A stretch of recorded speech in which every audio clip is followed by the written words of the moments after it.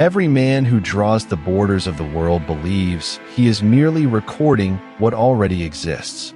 He rarely admits that a border, once drawn by his hand, becomes a fact, and that facts made by ambitious men are rarely innocent. In the sun-scorched outpost of the Varith Marches, where the stone watchtowers stood cracked and pale under a sky too bright to look at directly, and where the Empire's maps ran thin and the mountains kept their own counsel, there lived a cartographer named Cornelius Vashti. He was 57 years old, gaunt as a winter branch, with ink permanently blackening the creases of his fingers. He had spent 30 years bent over parchment, translating the unruly wilderness into obedient lines.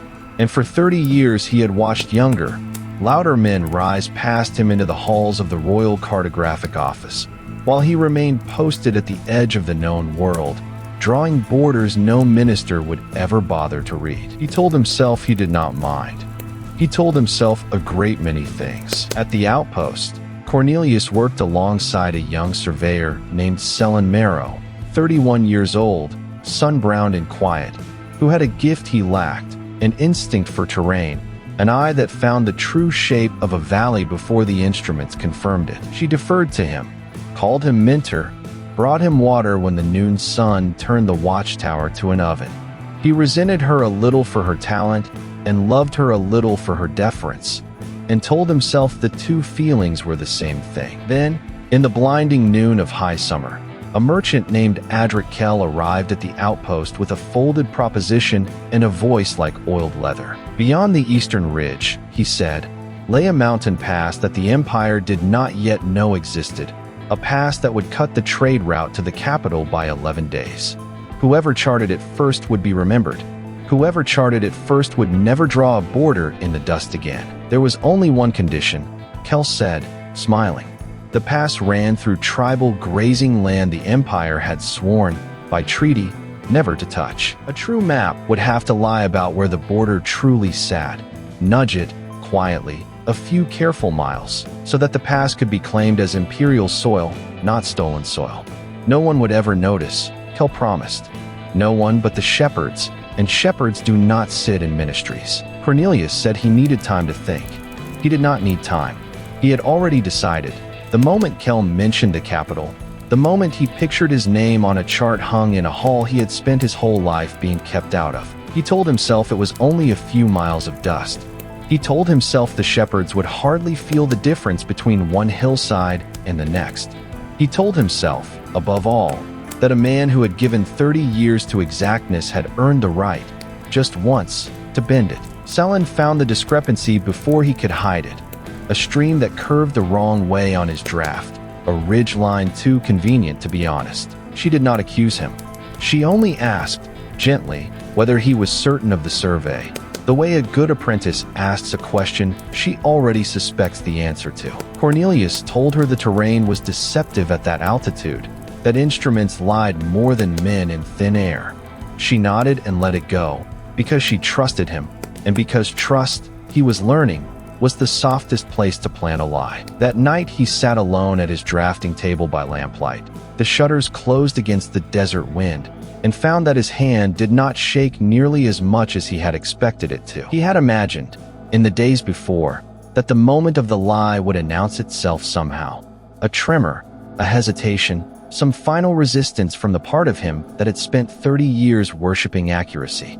Instead, the pen moved almost gladly, as if it, too, had been waiting a long time for permission. He redrew the border that night with his own steady hand, walked it 11 miles west of where his instruments had placed it, folded the shepherd's summer grazing ground quietly into the Empire's ledger, and slept better than he had in months. The chart was received in the capital with astonishment. Within a season, engineers had begun blasting the new pass wide enough for wagons. Within 2 seasons, Cornelius Vashti's name was spoken, for the first time in his life, in rooms he had never been permitted to enter. A commendation arrived, sealed in wax, addressed to him alone.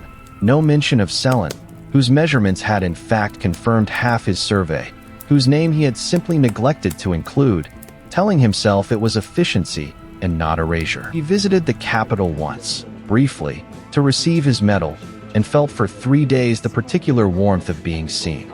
Then he returned to the marches, because that was still, after all, his post, and found that the warmth did not travel well across the mountains. That autumn, the shepherds who had grazed the ridge for 4 generations arrived at the outpost gate. Their winter pasture, they said, had been surveyed away from them by imperial decree, on a map bearing Cornelius Vashti's own signature. They did not shout. They simply stood, in the dust, waiting for an explanation he did not have the courage to give. He told them the border had always run where the map now said it ran. He told this lie so smoothly that he frightened himself, surprised at how easily the second lie followed the first, how each one seemed to require less courage than the one before it, as though deceit were a muscle that only grew more obedient with use. He watched the shepherd's elder study his face for a long moment before turning away, and told himself the man had believed him, when in truth the elder had simply understood, long before Cornelius did, that there was no argument left worth making to a man who had already decided what kind of liar he intended to be. Winter came. The shepherds, denied their pasture, lost half their flock to a cold their old grazing ground would have spared. A child among them died of a fever that better shelter might have prevented. This news reached the outpost as a rumor, then a report, then finally a name Cornelius could not unread. He told himself the winter would have been cruel regardless. He told himself this so many times that he began, almost, to believe it. It was Selin who confronted him, the following spring, with the original survey markers she had kept, quietly, carefully, the way she did everything, in a locked case beneath her cot. She had known for a season. She had said nothing, she told him, because she had wanted to be wrong. Cornelius did not deny it. Some collapsing thing in him no longer had the strength to. He told her, instead, why. The years overlooked, the talent she had that he did not, the hall in the capital that had never once said his name until he gave it a lie to say it with. He expected her fury. Instead, she looked at him with something closer to grief, and asked only one question, whether he had known, when he moved the border, about the grazing rights, about the coming winter, about the child who had not yet been born to die in it. He had known enough. He had simply arranged, in the privacy of his own mind, not to look directly at what he knew. Selin took the true survey markers to the regional tribunal herself, not the capital, where Cornelius might still have had allies, but the tribunal, where cases of imperial land seizure were heard by circuit magistrates drawn from among the very surveyors whose integrity the crown depended on. It took a year for the case to be called.